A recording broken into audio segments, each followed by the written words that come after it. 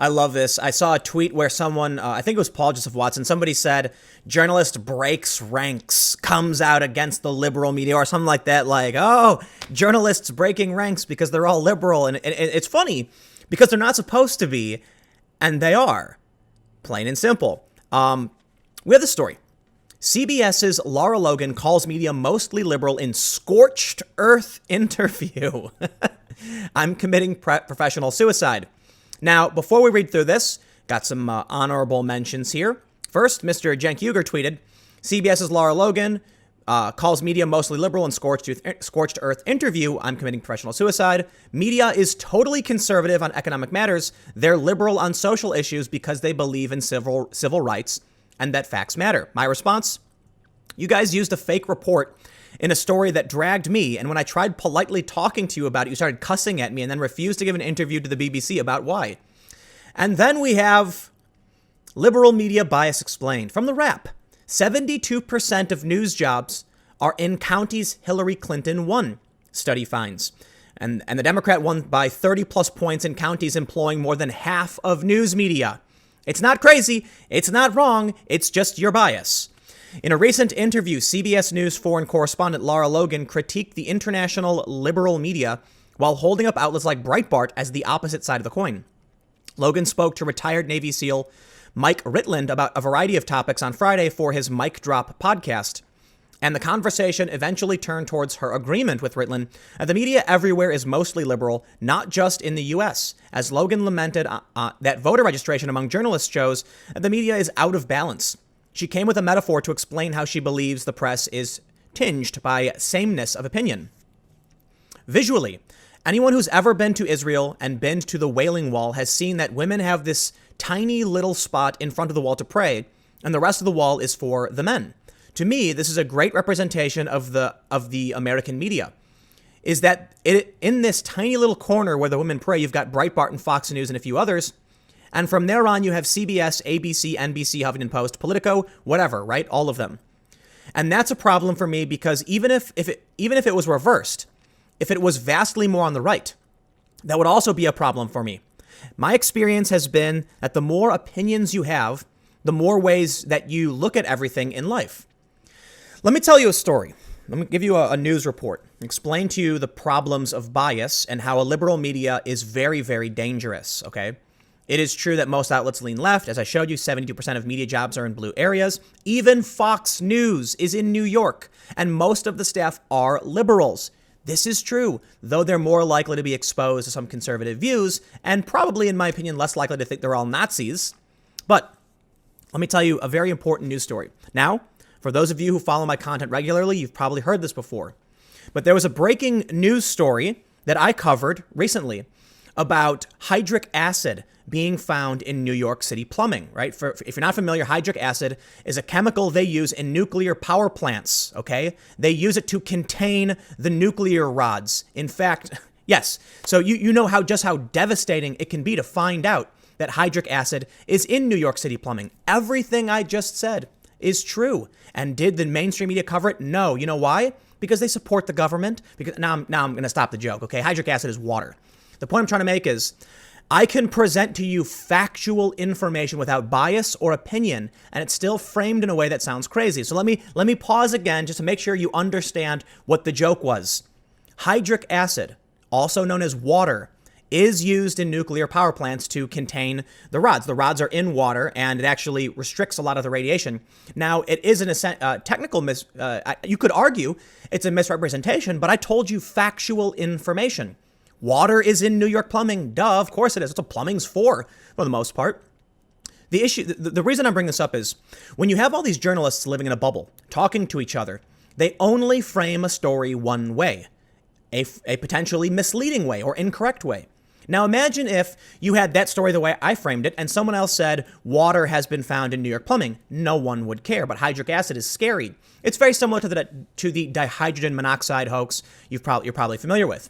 This is an example of how you can take the truth, but using a certain perspective, lead people to feel a certain way. It's a manipulation tactic, and sometimes people just don't know they're doing it.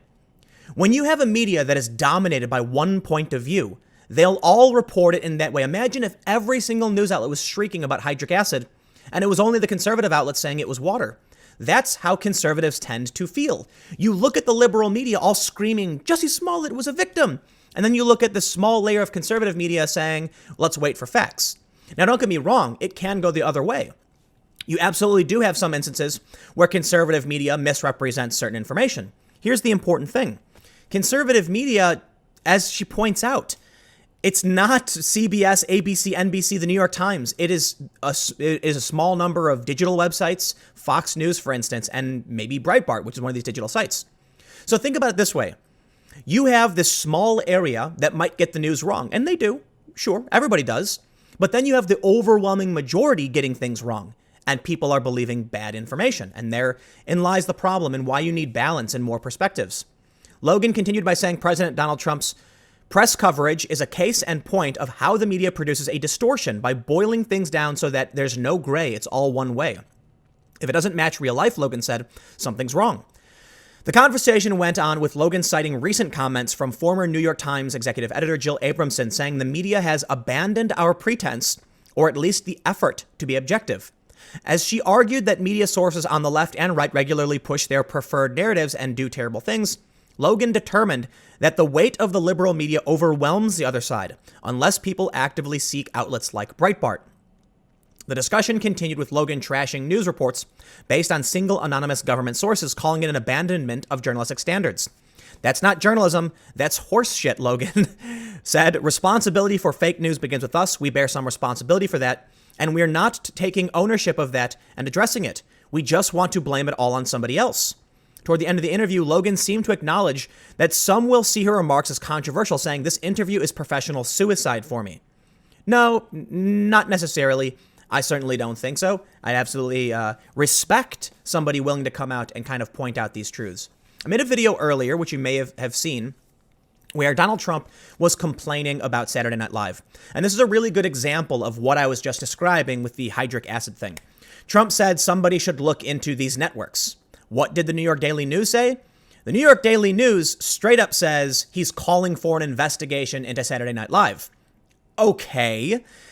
Well, I don't think he was, and he never specifically said investigation, just look into it. What does that mean? It doesn't necessarily mean investigate at all, nor did he specify Saturday Night Live. He just said networks. We have another tweet I want to go over real quick as our final thought. Brian Stelter, in response to the Jussie Smollett kind of thing, he said, what's the best way to help people who see a singular media enemy to see the wide world of media that actually exists? He's talking specifically about Donald Trump Jr., who portrays the media as media/Hollywood. He goes on to say, there's another view, not just that it's all one, group, but that it's made of hundreds of thousands of people with great journalists and lazy aggregators with no single mission or belief system. Are there mistakes and built-in biases? Definitely. But most journalists are trying their best to report what's true. This competitive, chaotic world of media contradicts Don Jr.'s imagined world. Fascinating. My response, Mediaite produced a huge list of journalists pushing the Smollett story as fact and acting as activists. The list includes AP, NBC, Reuters, ABC News. Local reporting was great, but New York media is run by activists. And I'm talking about the wide range of blogs, clickbait blogs, and lazy aggregators, yes, but come on. AP, NBC, Reuters, ABC News. You got big New York-based media, and it's run by activists. You want to criticize Fox News for being, pushing a narrative and being fake news?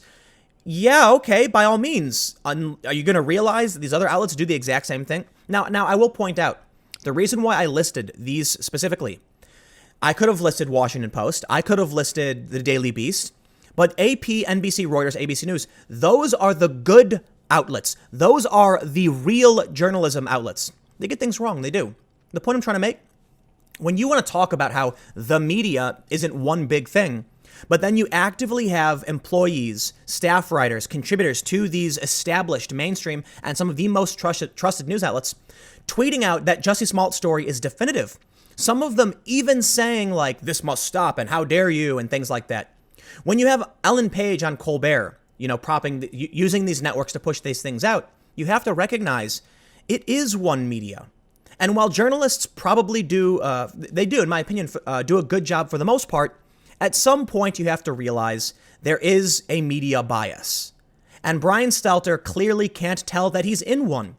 I've shown you the rep, 72% of media jobs in Hillary districts. You now have another person breaking ranks. I love that. Lara Logan saying straight up, the media is biased. We know. We do. It's absurd that they continually try to push this. But I'll say this.